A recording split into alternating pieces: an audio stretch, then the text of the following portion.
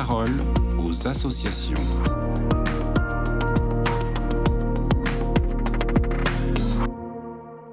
Bonjour à tous, bienvenue dans la parole aux associations. Aujourd'hui, je suis avec Mireille Davienne. Bonjour Mireille. Bonjour Agnès.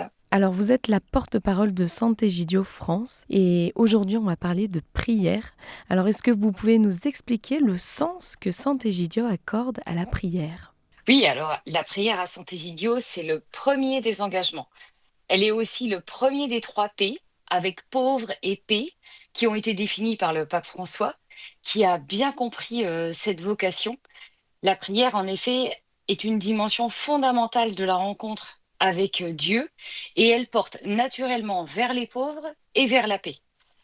On peut dire que la prière, c'est le cœur de la vie de Sant'Egidio, c'est sa première œuvre en quelque sorte, dans le sens de sa première action.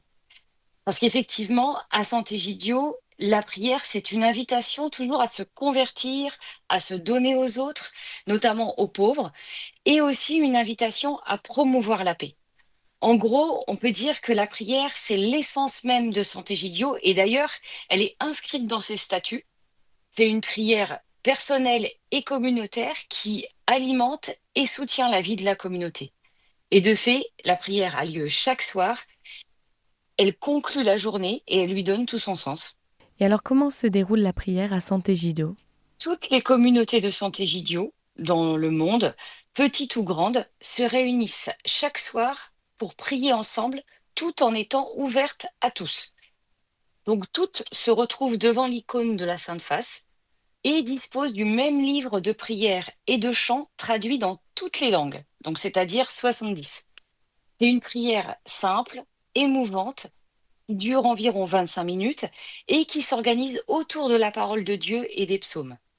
Et donc la lecture et le commentaire de la parole de Dieu sont assurés par un membre de la communauté, pas forcément un prêtre, mais aussi par des laïcs, hommes ou femmes. Et comme le dit Andrea Riccardi, qui a commencé la communauté en 68 quand il avait 18 ans, il dit il ne s'agit pas d'une prière de spécialistes, comme celle des moines, mais une prière de personnes ordinaires, de laïcs, de personnes en famille. En gros, la prière, c'est la Lectio Divina. Et à chaque jour de la semaine correspond une prière différente. Donc, pour en savoir plus, je vous renvoie à l'excellent abécédaire de Sant'Egidio du professeur Jean-Dominique Durand, qui les détaille très précisément. Et alors, est-ce qu'il y a des prières spéciales ? Oui, alors à Sant'Egidio, on croit dans la force faible de la prière, mais une force capable de faire tomber les murs, de désarmer la violence et surtout de faire avancer la paix. C'est pour cette raison que tous les 3e lundis de chaque mois, dans toutes les communautés de Sant'Egidio, on prie pour la paix. Et le premier lundi du mois, on prie pour les malades. Jean-Paul II parlait de la nécessité d'avoir une prière géographique. Ainsi, lorsqu'on prie pour la paix, on cite les noms de tous les pays en guerre, donc il y en a plus d'une trentaine, et on allume une bougie pour chacun d'entre eux.